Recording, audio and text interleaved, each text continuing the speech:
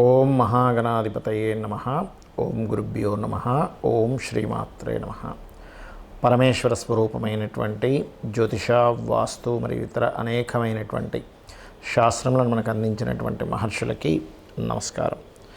హయగ్రీవ హయగ్రీవ హయగ్రీవేతియో వదేత్ తస్య నిస్సరతే వాణి జన్హుకన్యా ప్రవాహవత్.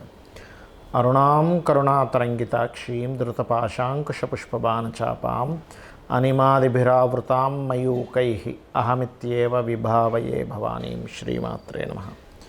ప్రేక్షకులకి ఆ లలితాంబిక అమ్మవారి యొక్క అనుగ్రహం పరిపూర్ణంగా కలగాలని మనస్ఫూర్తి కోరుకుంటూ మనం ఈరోజు చెప్పుకోబోయేటువంటి టాపిక్ 2025 జనవరి మాసంలో ఫలితాలు ఏ విధంగా ఉన్నాయి, మరియు ఏ విషయాల పట్ల మీరు జాగ్రత్తగా ఉండాలి, అదేవిధంగా ఎటువంటి పరిహార మార్గం చేసుకుంటే ఇబ్బంది పడకుండా సంతోషంగా ఉంటాము అనేటువంటి విషయాలు చెప్తుంది నేనైనప్పటికీ కూడా చెప్పిస్తుంది సాక్షాత్ లలిత అమ్మవారిగా భావిస్తూ ఒక్కొక్క లగ్నం తెలియని వారు రాశిరీత్యా చూసుకుందాం. అయితే దీనికంటే ముందు అసలు గ్రహాలు ఎక్కడెక్కడ ఉన్నాయి ఈ జనవరి మాసంలో.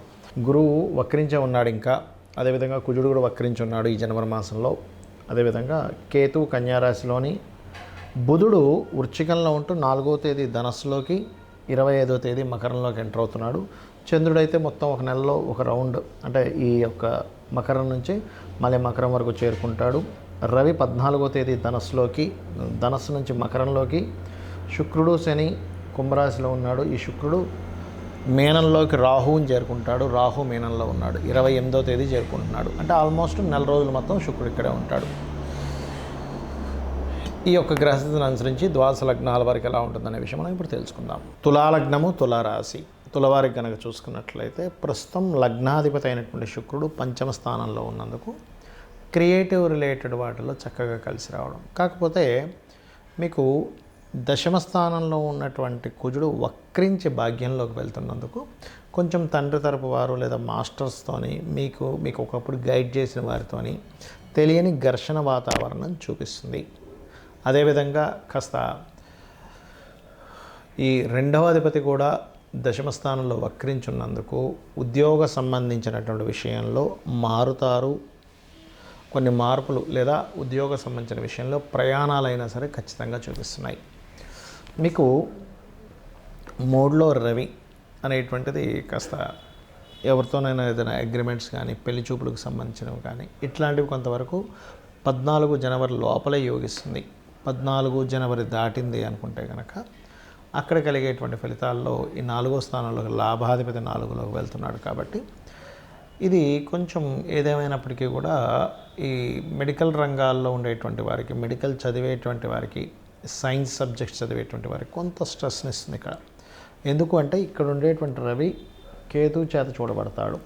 కాబట్టి ఈ యొక్క ఇది ఇక్కడ బలంగా చూపిస్తుంది. దాంతోపాటు వక్రించిన కుజుడు కూడా రవి మీద ఉంటాడు. కాబట్టి కాకపోతే సినిమా ఫీల్డ్లో ఉండేటువంటి వారికి, క్రియేటివ్ ఫీల్డ్స్లో ఉండేటువంటి వారికి మంచి యోగం చూపిస్తుంది. విదేశాలకు వెళ్ళి ఉద్యోగం చేద్దాం అనుకునేటువంటి వారికి, స్పోర్ట్స్ రంగాల్లో కలిసి రావడము ఇటువంటివి బలంగా ఉన్నాయి తులాలగ్నం వారికి కనుక చూసుకున్నట్లయితే. అయితే ఇక్కడ ఈ సప్తమ స్థానం అంటే జీవిత భాగస్వామి స్థానం ఏదైతే ఉందో, మీ లగ్నం నుంచి సప్తమాధిపతి కుజుడు దశమ స్థానంలో వక్రించినందుకు మీ యొక్క జీవిత భాగస్వామి గతంలో ఏదైనా ప్రాపర్టీస్ కానీ, ఏదైనా వెహికల్ కానీ కొన్నట్లయితే దాన్ని మార్చడం, లేకపోతే దాన్ని తీసేసేయాలనే ఆలోచన చేస్తూ ఉంటారు ఈ సమయంలో.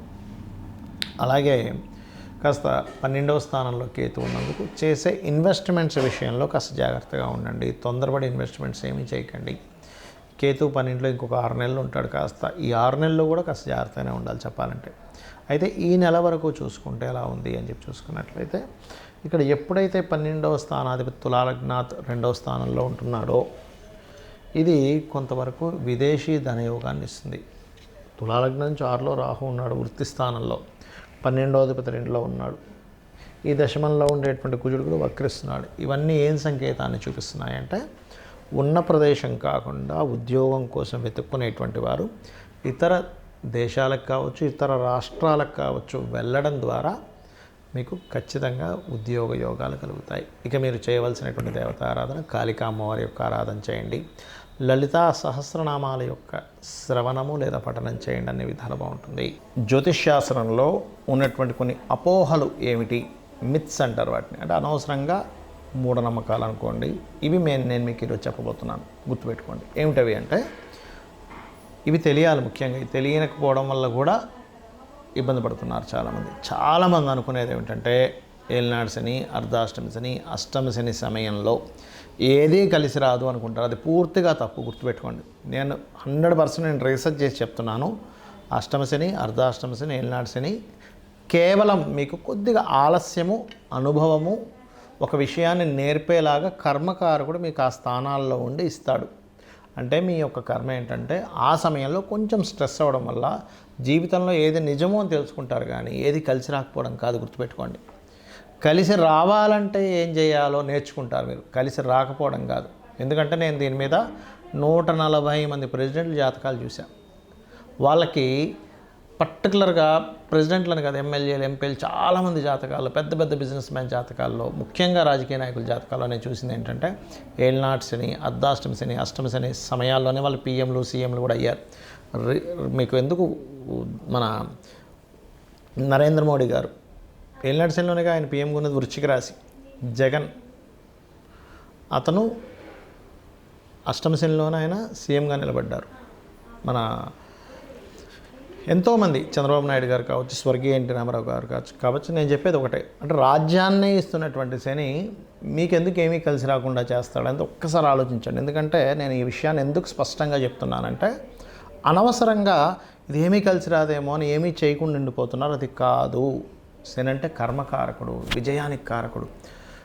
కష్టం ఇస్తాడు, ఇవ్వడం నేను అనట్లే. స్లో మూమెంట్, స్లో ఉంటుంది. కానీ అదే శని భగవాను కనుక మీరు చక్కగా దీపారాధన చేసి రెగ్యులర్గా ఒక ఆంజనేయ స్వామి ఆలయమో, నరసింహస్వామి ఆలయమో, స్కందుడు ఆలయానికి వెళ్ళారనుకోండి, 100% పాజిటివ్ ఫలితాలు ఇస్తాడు. అది. ఇక రెండవది ఏంటంటే కాలసర్పదోషం గురించి చాలామంది భయపడుతున్నారు. కాలసర్పదోషం కాలానికి సంబంధించినటువంటిది. అంటే దేశ కాల సంబంధించిన పరిస్థితులు ఎలా ఉంటాయి చెప్పేటువంటి అంశం. జన్మజాతకానికి అప్లై చేయకూడదు. కాలసర్పదోషానికి కేవలం సర్పదోషాలను మాత్రం అప్లై చేయాలి. మరి కాలసర్పదోషానికి ఒక ప్రెడిక్షన్ ఉంటుంది కదా అంటే ఉంటుంది, దానికి ఒక ప్రెడిక్షన్ ఉంటుంది. అంతేగాని ఎందుకు కలిసి రాదని కాదు. మెగాస్టార్ చిరంజీవి గారికి ఉంది కాలసర్పదోషం. ఎంతోమంది రాజకీయ నాయకుల్లో పెద్ద పెద్ద రేంజ్లో వెళ్ళిన వాళ్ళకి, పెద్ద పెద్ద బిజినెస్ పీపుల్కి నేను చూశాను కాలసర్పదోషం. మరి వాళ్ళు ఎందుకు అలా ఆ రేంజ్లోకి ఎదిగారు అనేది ఒక్కసారి ఆలోచించండి. ఆస్ట్రాలజీ 100% ఉంది, కానీ దాన్ని రీసెర్చ్ చేసి దాన్ని అర్థం చేసుకొని దాన్ని ఎలాగ మనకి ఎందుకు అందించారనే విషయాన్ని పూర్తిగా అర్థం చేసుకోవాలి. అలాగే మరొక విషయం ఏంటంటే, ఒకటి, ప్రతిసారి కూడా మనం ప్రతిదానికి కూడా ఏలినాటి శననో సర్పదోషం ఉందనో పెట్టుకుంటాం. అలా కాదు.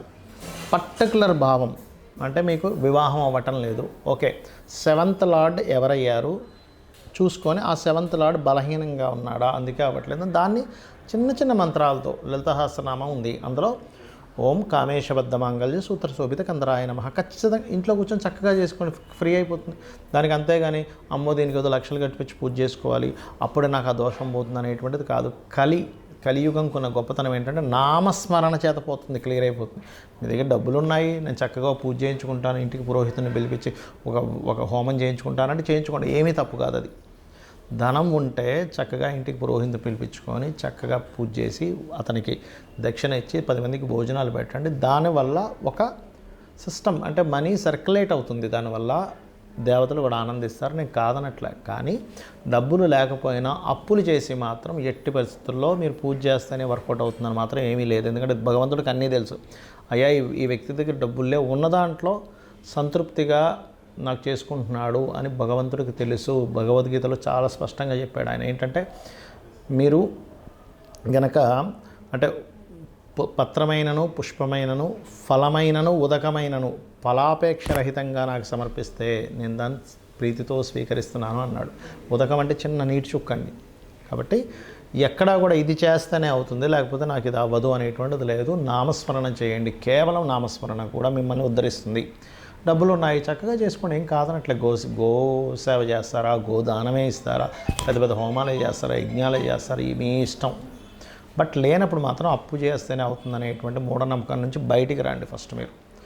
అలాగే మరొక విషయం ఏంటంటే జ్యోతిష్యము, వాస్తు.